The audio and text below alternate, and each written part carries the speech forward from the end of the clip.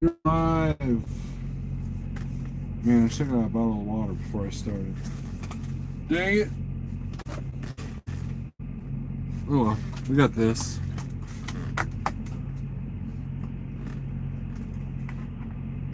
See if anybody comes in here tonight. Oh, I know that Trucker's Coach is live, so I won't have some people in here. Let's see here. Do a text live now. And get some people in here. If anybody in here, I know it's late, but I have some things on my mind.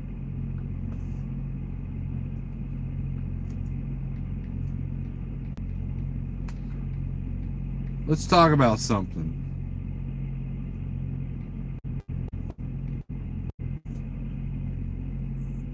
Oh, baby. Oh, baby. All right. We'll do some shout outs. If you would, hit the like button, hit the dislike button, see if I care. It would appreciate it. And we will do some shout outs, and then hopefully we'll get more than 14 people in here. But if not, no big deal. Daniel Adami, Juan Avalos, Pigtail, Provost, Daniel Adami again, Pale Rider TV, Jason Perry, Big Houston, Juan Avalos, Air Vaquero, RGTV. I don't think I've seen you before, have I? Brandon White, what's up? Ralph Floto. No, you didn't want. Okay, we are in discussion about who is first. Who's on first? That is only the person on first. So, let's go to my notes. Right? Thank you, RG. And if I don't read comments at this point, don't take it offense, please. I've lost over 100 pounds. I'm down to 260 at my heaviest. I was at 380. So, Wes D, what's up? Tracy H is here. If you would, share this out. Tell your friends. But we're going to talk about something that kind of bothers me a little bit. The title says, are you anti-profit? Okay. Oh, there's notes, Air Vaquero. I've been waiting to do this one, right? And it's a shame that I should have said I crashed my truck or something, because then I'd have everybody in here. So we can get some more people in here. You know, I know that Coach is live, so he's pretty popular, right? And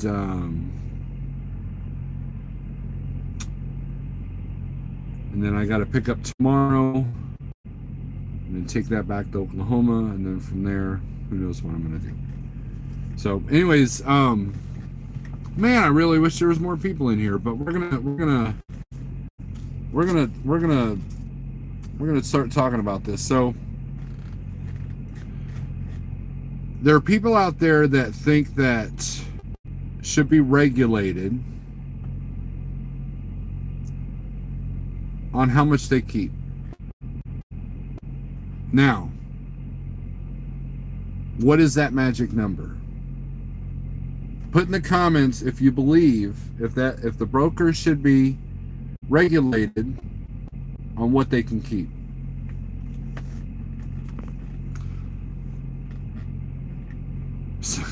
Next gen. I saw what you did there. Do you guys believe that?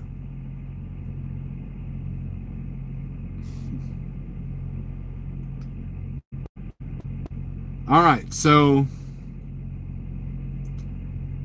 does the government regulate how much Pepsi keeps on their profit margin of every bottle of soda that they sell?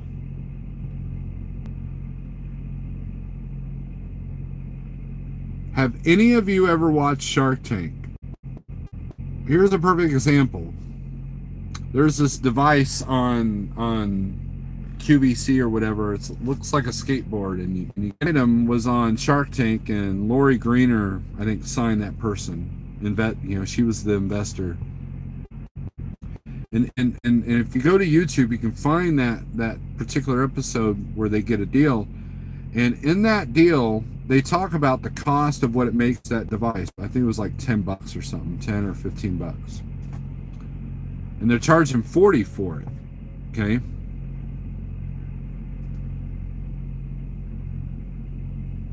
They could show them a huge profit margin. In other words, they can go in there and say, we charge $60 for this item. We charge $60 for this notebook. And it only costs us a nickel to make. Those sharks will fight over those products.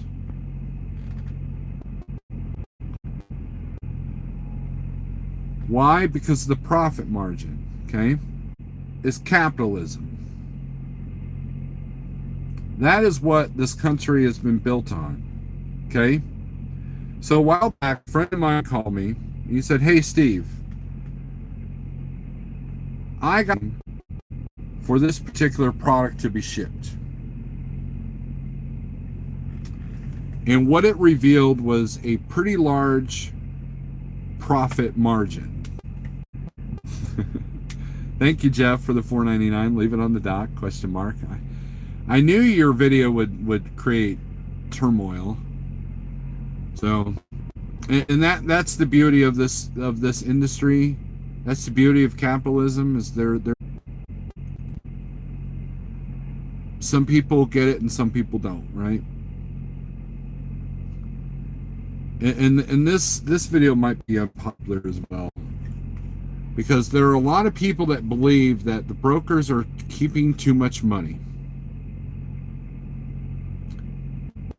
And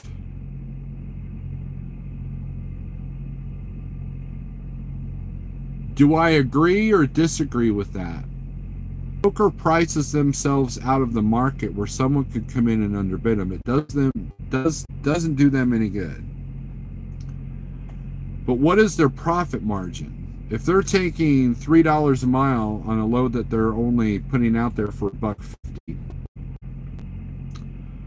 what is their profit margin? Well, if you're a big conglomerate like C.H. Robinson or Coyote or TQL, it's probably lower than, say, somebody in their pajamas, sitting there at the table with a couple of good accounts, but they all have to have insurance. To become a broker, you have to have insurance, bonds, and all this other stuff. You have to have credit. You have to have all these different things. And I'm not defending the brokers. That's not what I'm here to do. And I'm not here to discuss whether brokers take too much or not. What I am going to discuss is that if you regulate how much profit a broker can make, then what is going to happen if they decide to do that with the truck drivers? Think about this. If my costs per mile are $1, and I book a load at $3 a mile, is the broker concerned with how much I am taking home? Is he concerned? Is he asking me, hey, you know what? I don't want to give you $3 a mile, more than 10% of what your costs are. Or would you want the government to say, hey, like trucking, Steve, we saw that you were making a 20% profit margin, but we're only going to let you have 10 because we had to regulate the brokers. That's not how capitalism works, people. They don't regulate loan rates. Okay, I'll get to the comments here. So anybody who's doing comments and then they see that they're getting mad that I'm not reading comments, tell them that I will go and read the comments. And I'll start with Jeff's super chat. That I'll use that as a marker. Okay. Please don't be offended if I don't read your comment right off the bat.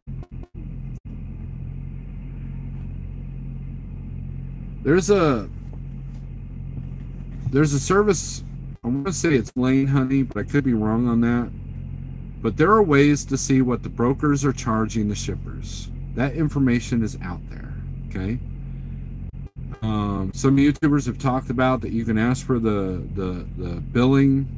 You can go to Schneider or any carrier, even if you're at KLM or any, even you central hauling guys, you can go up to the carrier and say, I want to see the rate con, right?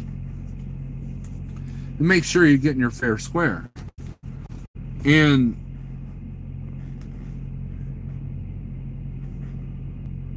we'll say, I don't care if the broker's getting $5 a mile, as long as I'm getting what I want, I'm good.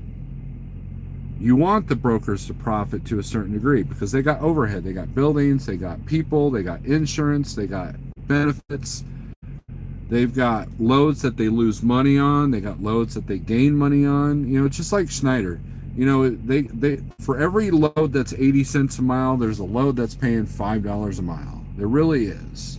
For every contract that they're barely making it, there's a contract that says the profit margin is bigger on this load. And it all balances out because, again, you're about the bigger picture, right? And I had a friend of mine call me and say, hey, Steve, I see what the brokers are taking, and you guys get ripped off, i.e. everybody, all of us in the spot market, okay?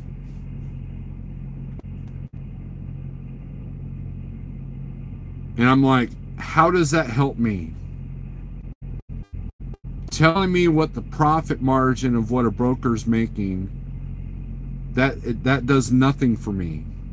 All that's going to do is upset me, disgruntle me, discourage me, bum me out, buzzkill, whole 9 yards. Because if the broker is only going to give so much, it's only going to give so much. If the market around you is only paying $1.50 a mile, you're in, and you can't survive off that $1.50 a mile, you are in the wrong market. We've already discussed how the leave it on the dock philosophy doesn't work on raising rates because there's too many trucks out there. And then people thought, well, we should go on strike. Well, there are people out here that can't afford to go on strike. There are people out here that there's no unity. There's no unity in anything, in any facet of any business, at the peasant level, there's no unity, right?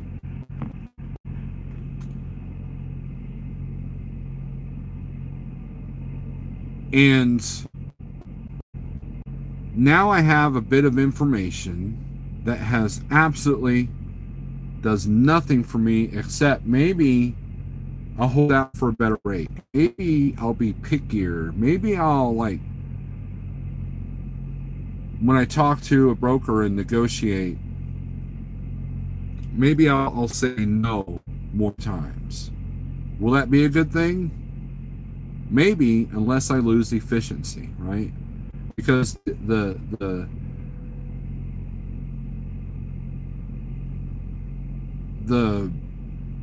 idea is consistency. You can get that consistency out of the spot market. You can get that consistency in this industry. Now, I'm not advocating running for 80 cents a mile, and I'm not advocating sit there and wait for the $4 a mile stuff. But the rates came down for a reason, and that's supply and demand. Okay? If there's a bunch of Pepsi, what do? They lower the price. There's too much of it in the store. It's not moving, so we need to lower the price. There are pencil pushers at these big corporations like Coca-Cola, Pepsi, that these pencil pushers, their job is to test on how low can they go on the profit margin, on the costs, right? And the government does not regulate that. And if they did, soda would cost a heck of a lot more, right? Why does soda have a big profit margin? Because it's cheap to make. It's sugar water. That's it. It's sugar water. Put in a few colors, put in different flavors, and boom, you got soda, right? If you've ever delivered at a Coke or a Pepsi, there are bins out by, usually in one area, where every broken case, every split bottle is thrown into these cases, and they literally throw, if you value them at what the store sells them for, hundreds if not thousands of dollars of soda is wasted every day. But it's not thousands of dollars, it's pennies on the dollar. Look at fireworks. I once did a load of fireworks that picked up from Springfield, Missouri, and went all the way to South Dakota. And they deadheaded me back to Kansas City, which was like 600 miles. And that load still made a profit. What do you think the markup on fireworks is? The government doesn't regulate that. So what makes you think that the government should regulate brokers? If they were to give, you have to pay a minimum rate per mile. Minimum with the brokers know that they have, let's say they create a minimum rate of $2 a mile. You can't do anything less than $2 a mile. Well, if you're doing a 100-mile load, that sucks, right? But if you're doing a 3,000-mile load, that's pretty good money, right? In the dry van world. If there's a minimum rate that guarantees X amount of dollars if you run X amount of miles, well, guess what? Cost of everything else will go up. Everything. So we lose that advantage. So the idea, for the guy whose cost is $1.80 a mile, let $2. But if his costs are $1 a mile, $2 a mile, a whole dollar profit. That's pretty good in the dry van world. So it's all about profit. No matter how you spin it, whether you're selling soda, booking freight, making skateboard, looking about profit. If it costs you $5 to make an item that you sell for $3, that's a problem. If your cost per mile is $1.80 a mile and you can't get your average above $1.20, and you know that the brokers are keeping more money than you would like for them, then you have to figure out how to get to that money. Or, here's another concept, or you have to build your business that doesn't rely on brokers. Simple. I don't know why everybody complicates it, and I don't know why there's so many people that are anti-capitalists. Okay? Let me go back. So, if I call a broker, and I know that they're getting $4 a mile for this load, I'm like, hey, I know you're getting $4 a mile. They'll be like, so? Well, I'm not going to book low with you then. Okay. Look around the truck stops. There's hundreds of other people that will take that load before you. It is no hair off their back. Do you honestly think that a broker is going to be like, oh man, I can't believe you found me out. Looks like I have to give you $3 a mile. Man. You got me. Do you honestly think that's going to happen? And if you sit there and you price yourself out of the market by asking for $3 a mile for 1,000 miles coming out of Miami, you're going to be sitting for a long, long time.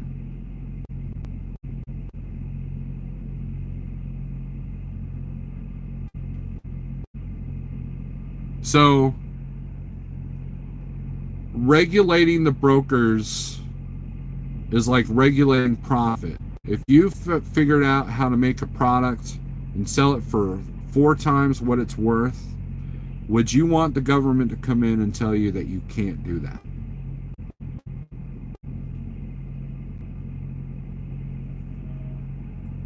And so what would you do? Well, if I can only get 10% profit margin, then I'm only going to sell it for less than 10%. That would bring the price of your product down. Would it be worth it to stay in business making that product? We have no problem. I got a load going to the Bronx, and you're the only truck in Wyoming that can take it there. What's your price? Are you going to sit there and like, well, you know, my cost per mile is $1.60, 75 after tolls and blah blah blah, fuel and this and that. So yeah, $1.76, I'll make a profit. No, right?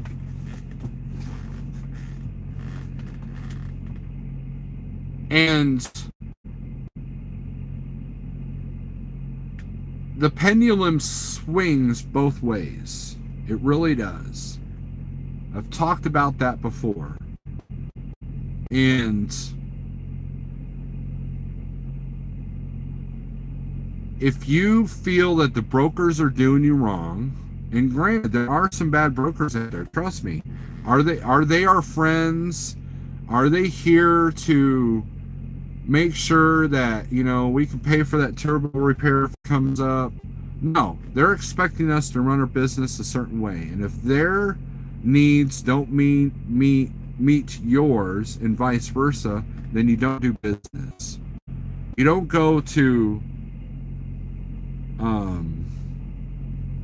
you know, when you order food at a restaurant, you don't ask them, well, why are you charging $2 for this bowl of green beans? What's your cost per bowl?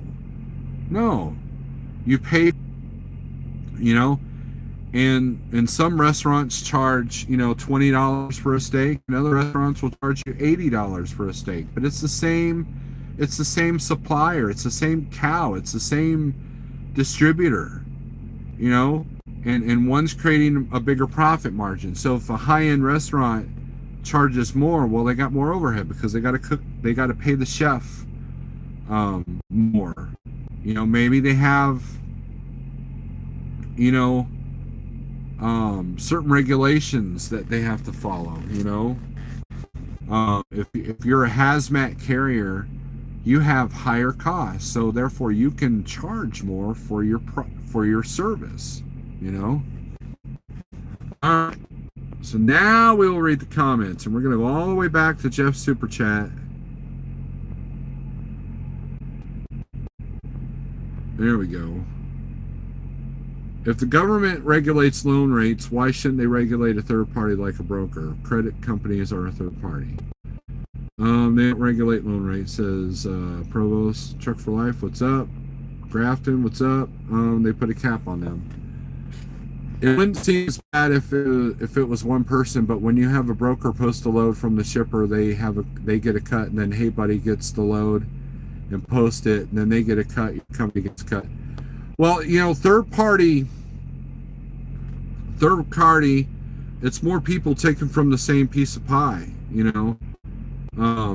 If C.H. Robinson grabs the load that, say, Schneider has, right?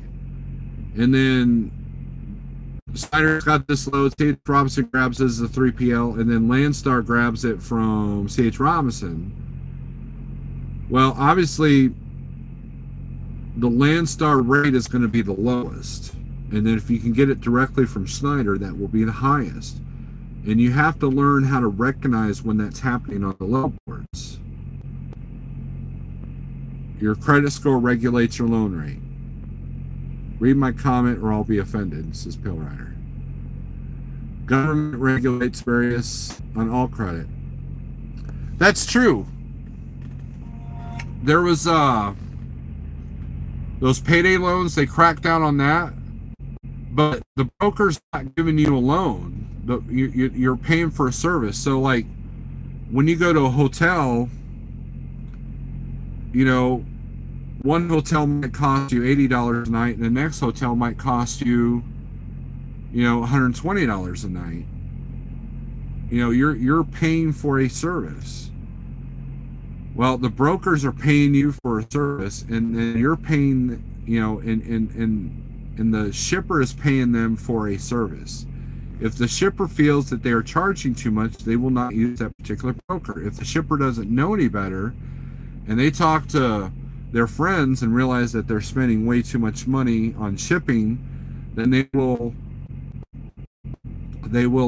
go with the other. Now, with that being said, there are services in place where the shippers will be able to post directly without using the luxury of a broker.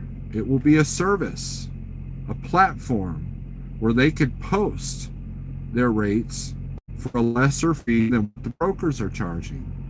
So, and then that should give us a better increase on the rates because the broker's not taking as much. So the old school thinking is going to go by the wayside. So if the brokers are taking too much, that will not sustain itself. Just like if we were getting triple of what our costs are on every single load we did, the economy would not sustain that. Things would get, things would be too high in the stores. It's the same difference.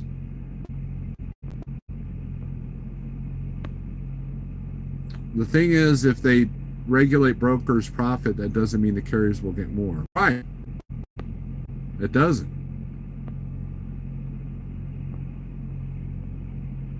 Just shut down in Lexington. Hey, man. The fishing trucker, do you want the government to cap how much you can get paid, says Jason Perry. Nobody ever got hurt making a profit. It's good for both parties. Everyone rides home in limbo. Oh, undisclosed Mississippi, says Provost, or Pale Rider. Provost is shut down over the rainbow. You're sexy when I'm serious. Well, thank you, Ratman. Thank you very much. Pepsi is poison. I agree. Guard check. I like fireworks. Fireworks are fun.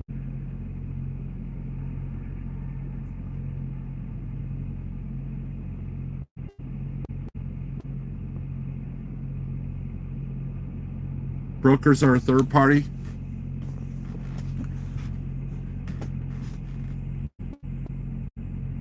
All I know is that I think there's a lot of misplaced anger.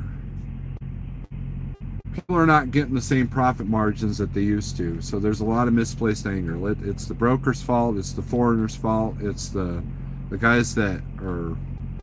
It's China's fault. It's everyone else's fault. Okay. The problem with that thinking is,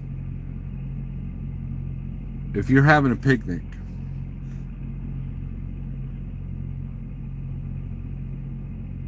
and it starts to rain, who do you get mad at?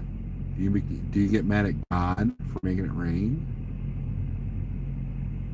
Or do you prepare just in case it rains? Or do you look at the weather and say, you know what, today's not a good day to have a picnic because it might rain? If it looks like it might rain, and you look at the radar and there's a lot of rain coming, and you still have your picnic, you have nobody to blame but yourself. And that's a hard pill to swallow for everybody. If I fail at this business, I'm not going to blame the brokers. I'm not going to blame Jeff. I'm not going to blame even my truck. I'm going to blame the fact that I did not do things correctly, and therefore that's what took me out. If I hit deer and it damages my truck and I can't afford to fix it, insurance won't pay for it or something of that nature, then it's my fault for not preparing for such an emergency. It's my fault for not preparing for such, putting myself in a position where I wouldn't be able to take that hit. That's not C.H. Robinson's fault. That's not Schneider's fault. That's not Like Trucking's fault. That's my fault. Too many people blame everybody else for their problems. And so the best thing to do is you learn how to dance in the rain. You learn how to weather the storm.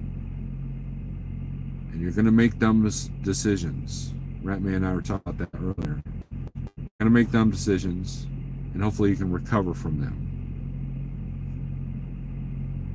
For every smart decision, you're gonna have a hiccup. You're gonna have a mistake.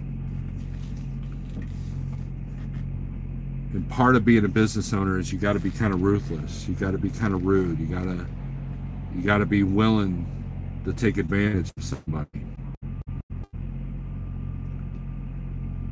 If a broker calls you and says, "Hey, you're the only truck in this," if you go so high, they're just like, "Well, we'll just take this loss and ship it tomorrow," right?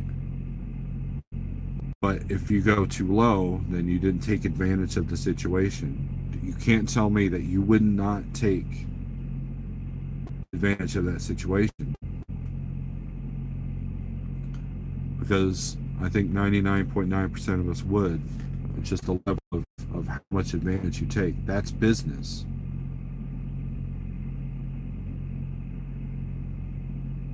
Everybody wants something for nothing. But we all can't live like that, can we? That does not sustain.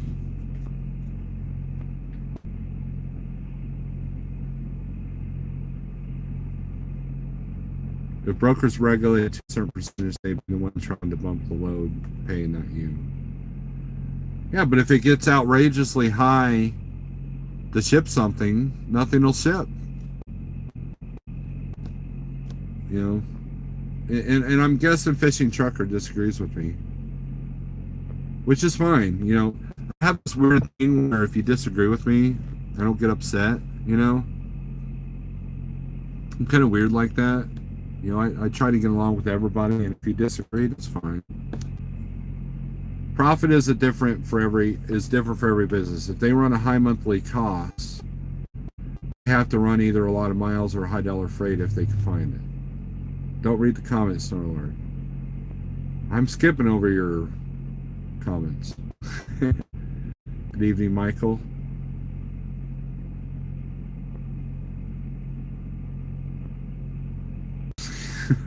Guys.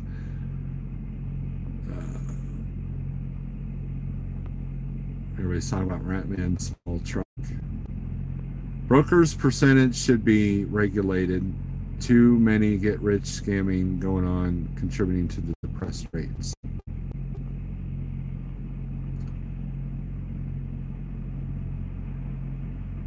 What percentage? That's a good question. What percentage do you...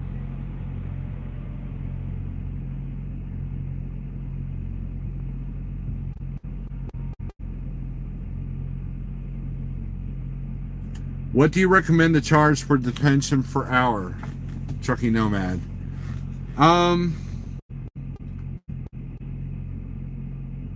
That's a tough question.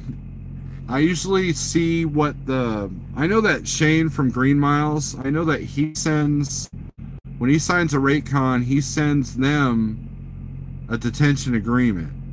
And so what he does is he negotiates that in agreement. If they know, and he deals with reefers, so they're dealing with that a lot more.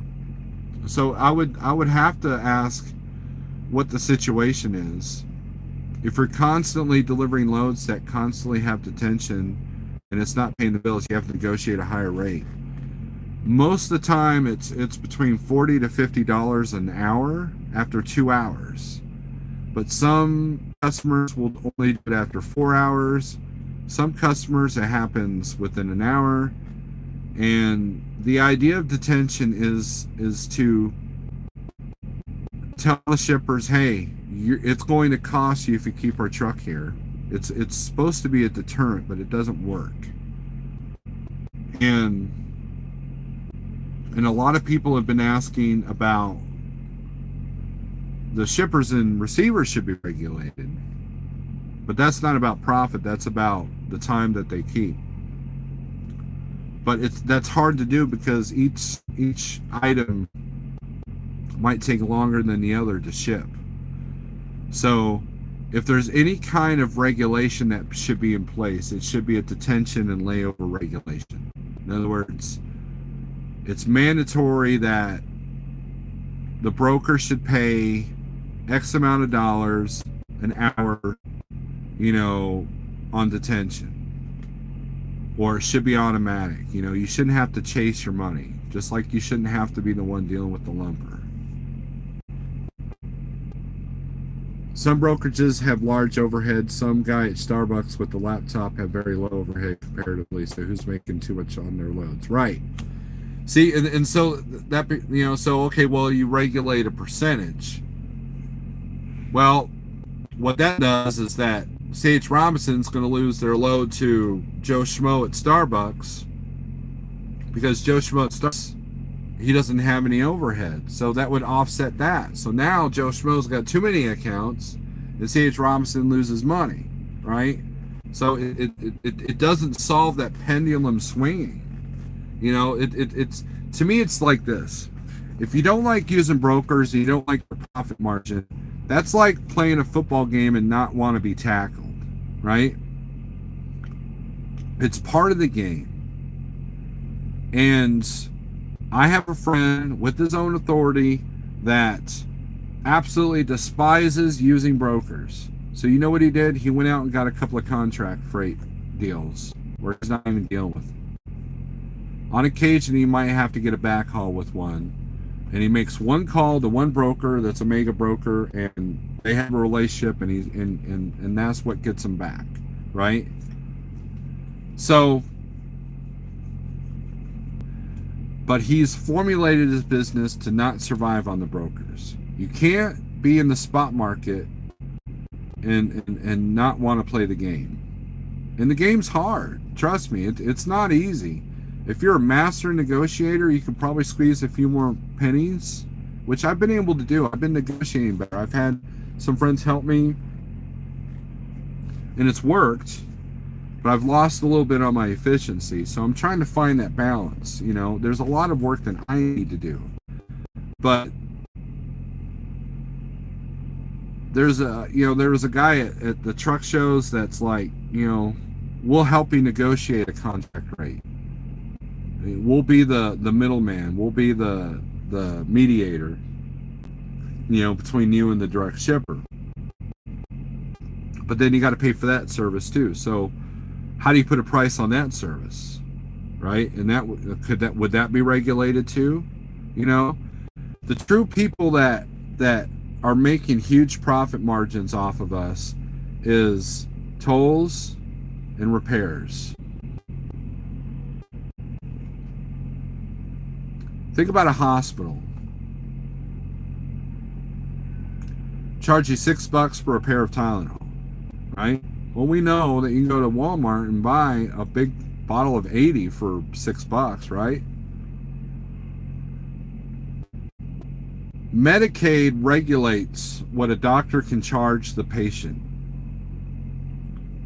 And so there are a lot of doctors out there that just won't take Medicaid, right? So there are times when regulations think that regulating the brokers is going to solve anything, that we already have too much turmoil to begin with.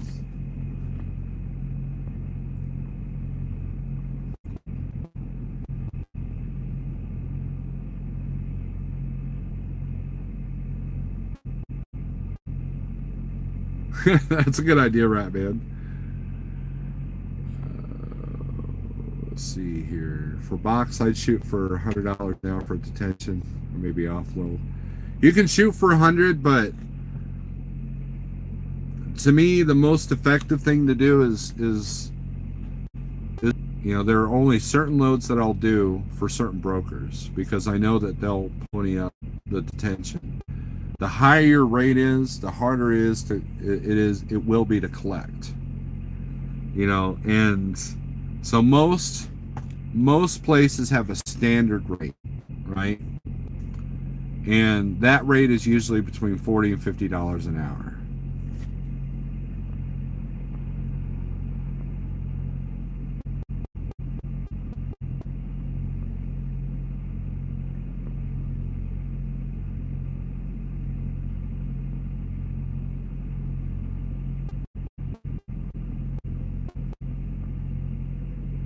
Pale Rider, it is going to rain. It's supposed to rain tonight and tomorrow morning.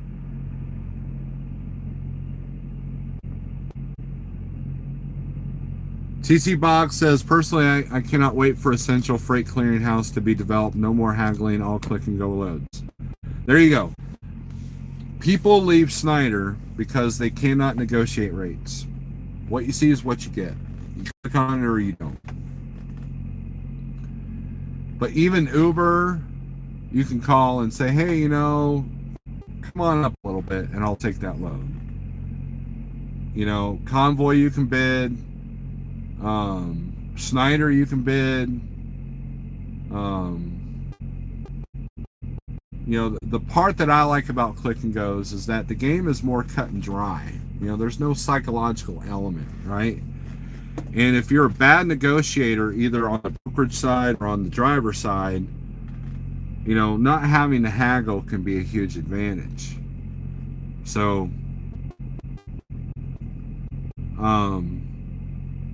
and that's the direction everything's going to go. It's all about analytics and algorithms and you know, tracking us, you know, all these apps, tracking apps, your ELD, everything, they know where you are at all times. And that's something else that someone mentioned on Facebook. They thought it should be illegal for these companies to put tracking apps on your phone or on your loads, and it should be illegal to use that information. Well, you can use that information to your advantage as well if you got the right connections, if you get sonar or whatever.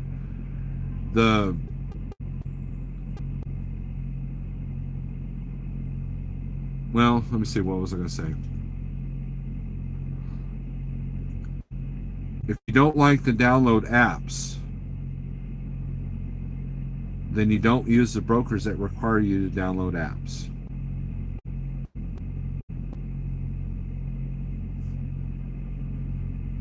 Again, I don't know why that's difficult. If you order something from Amazon, what do? You get a tracking number, or FedEx, you know, or anything, right? You get a tracking number, and that tracking number tells you where that package is at all times. And if someone steals off your porch, you know, you'll figure that out. There's proof of delivery, and you can say, well, stuff was stolen off the porch, you know, and so one of the advantages of Schneider that they have over a lot of the mega carriers and smaller carriers is that they have tracking devices on the trailer. So if Joe Schmo's barbecue sauce place wants to sell a trailer full of barbecue sauce to Walmart, well, if he calls Schneider, Schneider says, hey, you know what? We offer this service, this time, this rate, and guess what? And guess what? Schneider gets that contract. You know why? Because people want to know where their stuff is. Why would that be illegal? If you own 10 trailers and you lease them out, you would be silly not to have some kind of tracking device on that trailer to know where your trailer is. It's your property, right? So if someone's shipping $100,000 worth of TVs, you dang right they're going to want to track that, you know? This ain't the old days in the 80s when you can open the trailer door and sell some stuff out the back, you know? It's all part of the game. This is the game that you're in, and this is what you have to adapt to. Whether or not you feel that the brokers should be regulated or not, the fact of the matter is they're not regulated. So how do you deal with that? You know, you could sit there and say, well, if they did this, if they did that, if we did this, and if we did that. No, you have to do you. You are in control of yourself. And if you can't figure that out, you're going to have a hard life. And this is stuff that I figured out either the hard way or slowly. You know, this is stuff that I should have figured out in my 20s, but you know, you're young and dumb in your 20s. Make money because the others don't play fair. That person needs to look at a different industry. That's true, Ratman. Ratman and I had a good discussion about this earlier as well.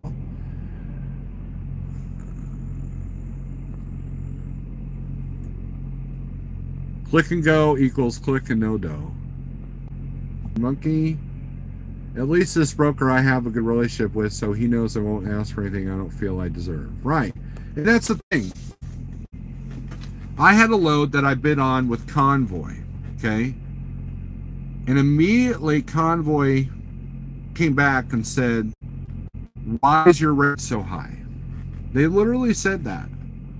And so I told them, I said, well, I have a minimal rate per day of this amount of dollars. While the rate that you have per mile is great, I have a cost per day that I have to worry about. And this needs to be above that threshold. Well, if you can come down $100, we'll do it. And it was still $200 of what they were asking, more of what they were asking.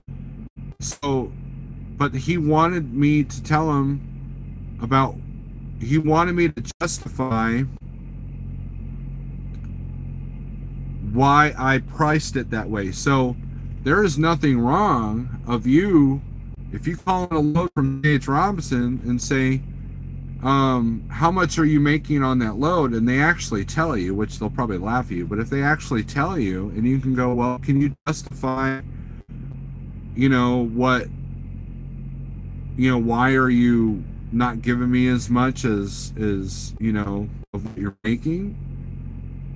And maybe they'll tell you, maybe C.H. Robinson will say, well, we got overhead and this, and maybe Billy Bob at Starbucks on his laptop in his pajamas, he'll tell you go F yourself. You take it or leave it, So there's nothing wrong with attempting to ask them to justify why they charge so much or so little.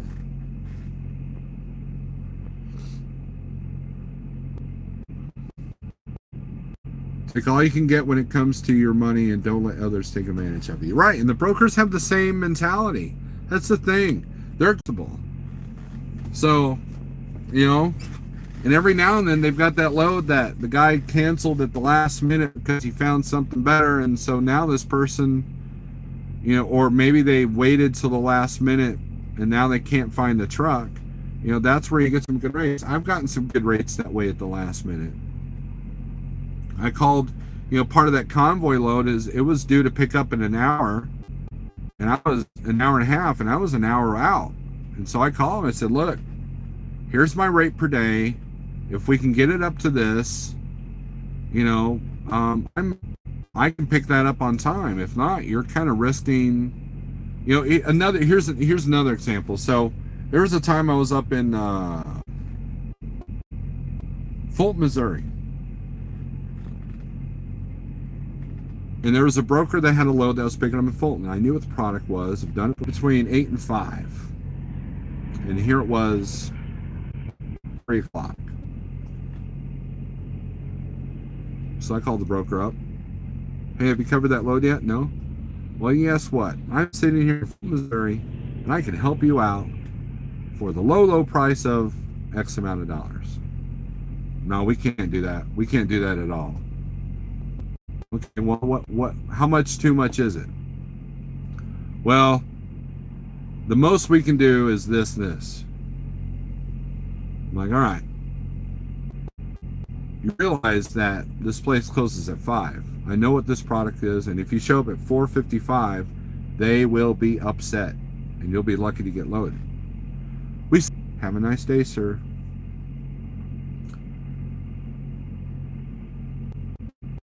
An hour later, I think Jeff got the phone call. Hey, that driver that was wanting that Fulton load, I'm willing to give that money now. Too late, he's already booked something. So now, that broker is going to lose money because he's going to lose a day. And he'll probably have to give max rate for that load because he gambled. It's no different than if you sit there and look for loads at the last minute, and then next thing you know, now you look for loads tomorrow. It's the same thing. You hold out, boom, now all the loads are gone, and now you have to look for something tomorrow. Brokers try that stuff too. And I've gotten good rates because of that, you know, and you use that leverage. Once you find, damn dude, you're getting close to my truck. Once you find,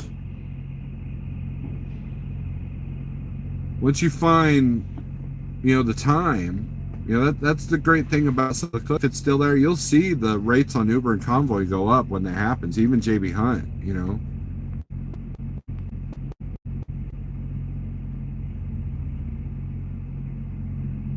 It is possible to agree to disagree and still get along. I agree. I agree, Red Monkey.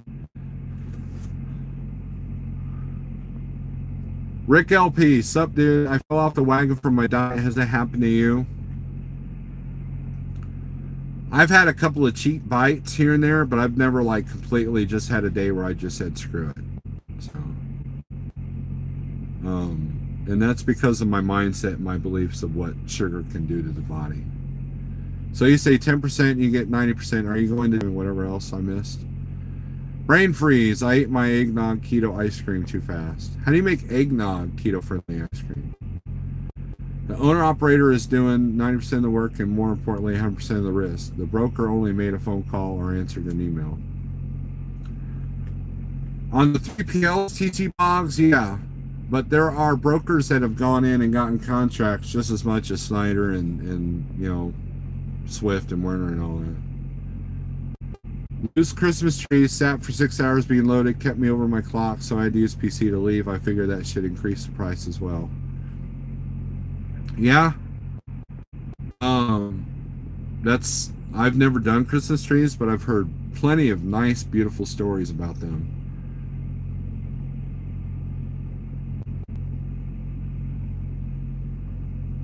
So, Lord, these guys are talking about brokers. Unless they have done the job, they need to shut their mouths, because 90% of this life, you don't know what the hell they're talking about. Thomas, that's not good to say. That are in my live feed. You can't have that level of, you know, arrogance. You know, if you feel that you disagree, or if you feel that someone is not informed well enough, insulting them will not make them see your way.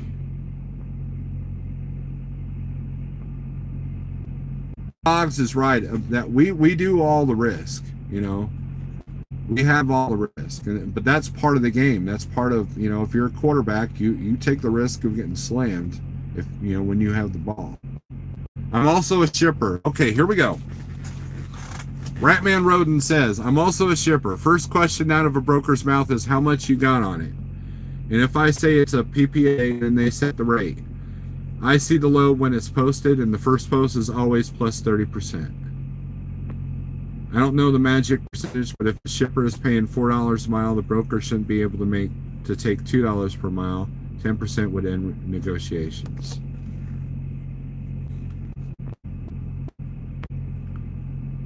And brokering is a sales job, no risk. You earn a commission, and it's off to the next load. The brokers are the first to touch the money and do none of the work.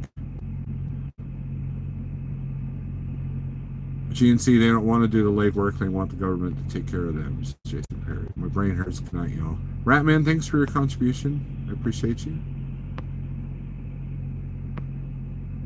Regulation equals no competition. Loss of competition equals low wages or less profit. Right.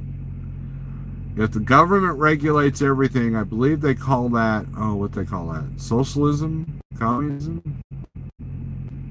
So if you were buying a house, would you be okay with the bank charging you 50%?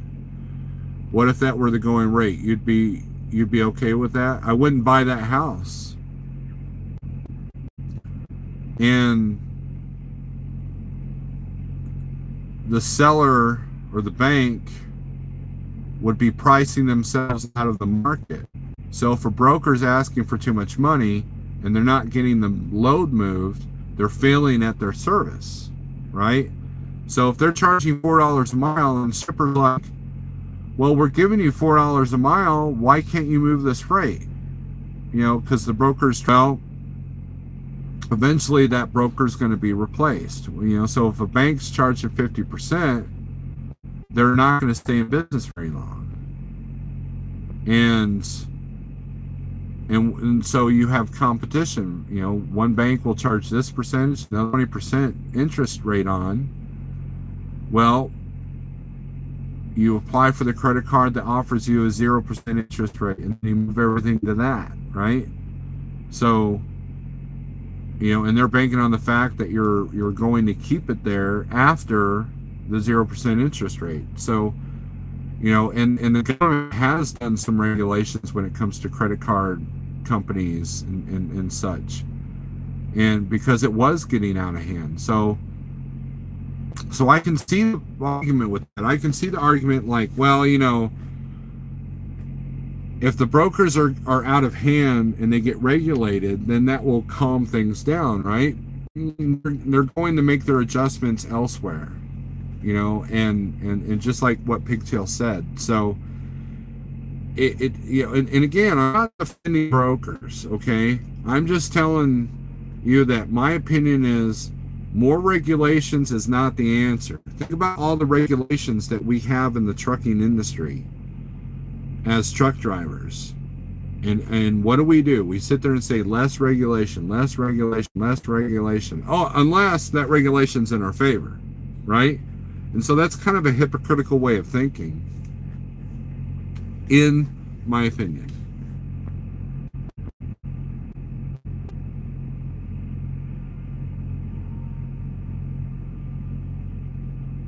Would you sell your house for less just because of, I don't know.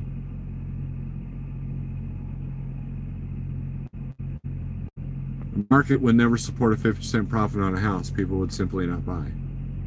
Supply and demand. But you'll support it in your business?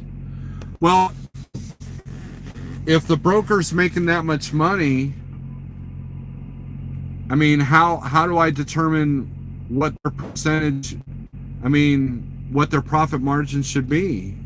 If I feel a broker is doing me wrong, you know, I mean, we hear it all the time. If a broker says this is all I got in it, and that rate doesn't work for me, then it doesn't work for me. You know, and if that be it, I can't, you know, it's you know, it's a valid argument. However, I don't think it's the answer.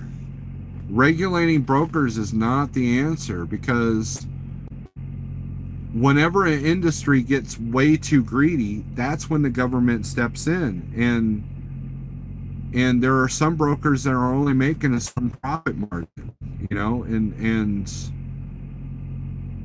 you know, and others are. For every load that they're making 30 to 40 or 50% more, there's a load that they're losing money on. Just like us, for every load that we're doubling our costs, you know, there's a load that we're getting barely above costs. So if the brokers get regulated, they're going to be like, well, you know, the drivers should be regulated too. They shouldn't be able to charge us more than 10% of what their costs are. And so now we're going to have to throw proof of what our costs are. Well, a large percentage of us don't even track our cost per mile. So it would just be a huge mess. It wouldn't answer anything. It wouldn't, it's the answer to nothing. It uses me when I hear the difficulties of it in other trucking sectors. Some other pale wire rat me and others. I'm tired, y'all. Have a great night. Good night, Les. Regulating is necessary at times. It's not about stifling rates as much as it's about keeping people honest. When you're the first to touch the money and not do the work, that's no bueno. Okay, so there's a good idea, TC Boggs. If there was a service that made it transparent of what the broker was charging that shipper, then you can negotiate based off of that. How about them apples?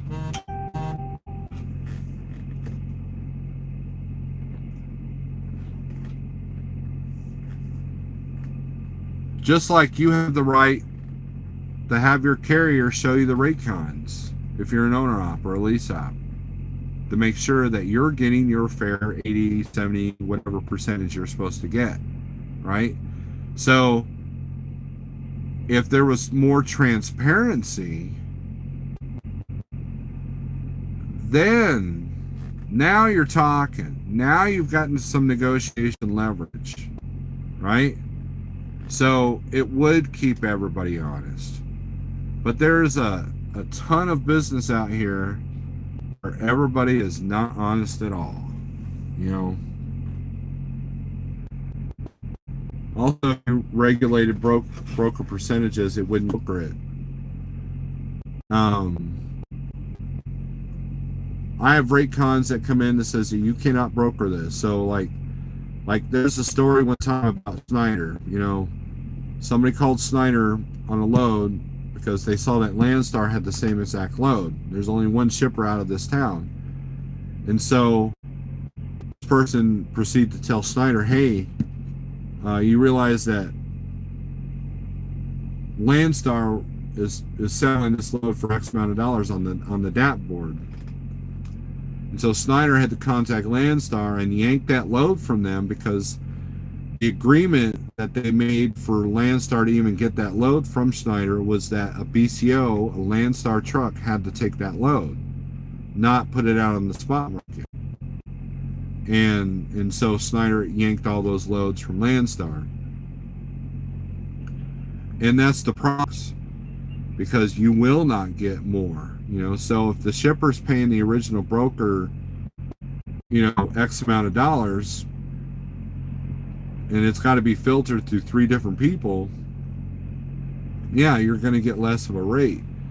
But we have to find out, why is there a stifling of the rates? There are people out here still getting good rates. You know, you might have to work a little bit harder for it, but you know, is that the broker's fault? Is that the driver's fault? Is that the industry's fault? Is that supply and demand? What's the answer? And that's the thing that nobody can agree on, of what that answer is. Does letting it sit on the dock solve the issues of cheap freight? Does having too many authorities, does that solve the issue of cheap freight, or create the issue of cheap freight? You know, it's like if we were all making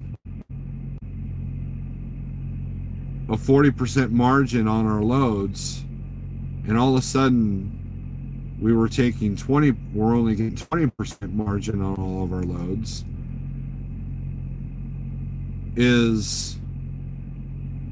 You know, it's not like one day a group of people decide, hey, you know, we're going to take 20% less because we just hate making money.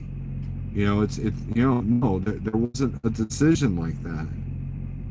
And a couple of years ago, when the rates were super high and in our favor, the brokers and the shippers figured out how to combat that. So it's a us against them mentality, which you have to have, but you have to be smart about it as well. And whether you agree whether brokers should be regulated or not, guess what? They're not.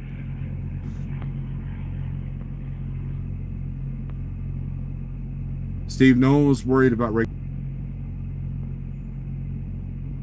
I agree, TC Boggs, about the co-brokering. I think that, I mean, they have laws against double brokering, but they found a loophole with co-brokering. Someone gave me more money. Who gave me more super chat? The brokerage is a business, not at all the person you talk to on the phone. Some have a sales team calling the shippers, or even having a meeting with the shippers and legal team, write contracts, etc. And all that costs money. Technology is outpacing regulations. Central clearinghouses are coming. The middleman will be squeezed out, just like autonomous vehicles will become for the drivers. There you go, TC Boggs. That is true. It appears all these arguments assume brokers always make a profit on a load. Not true, says Pigtail. This is good continuation of Jeff's video. Great job, Snowlord. Broker called and told me to give this to you, says Daniel Tommy. I think full transparency will solve a large portion. Right. You know, probably. I mean, this is an assumption of what profit margin is on soda. Right? If you're a restaurant owner, ask a restaurant owner, what's your profit margin on that soda? And They'll tell you. You know, that's the awesome thing about Shark Tank. You see all these products, and you know what they're costing them to make right then and there. Whether you like the product or not, going to be any regulation at all, it should be a regulation of transparency. You know, and you know that I'll agree to.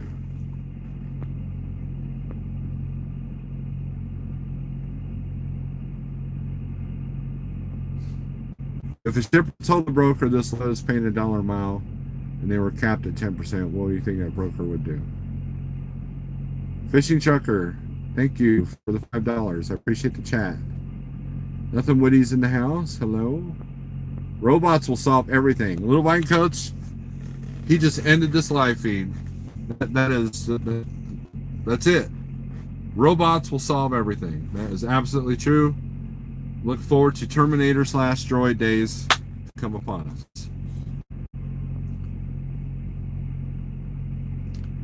In my opinion, these lower rates are from the push from national news and government last year saying that there was a shortage of drivers. To get more drivers, to create more capacity so they can charge less, right?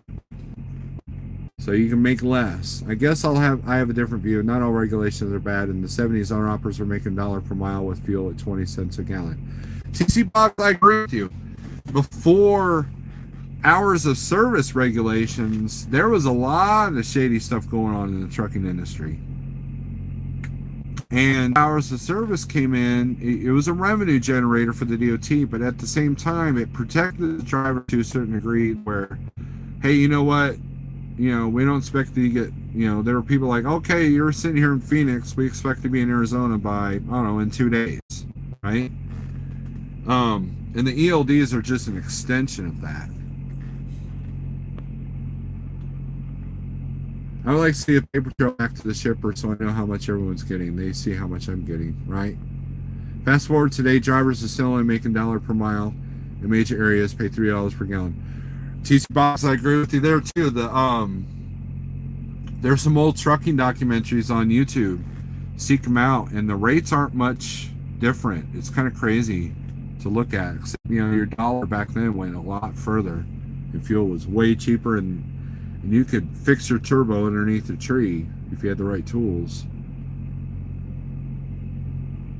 I think anything outside of transparency will only hinder growth.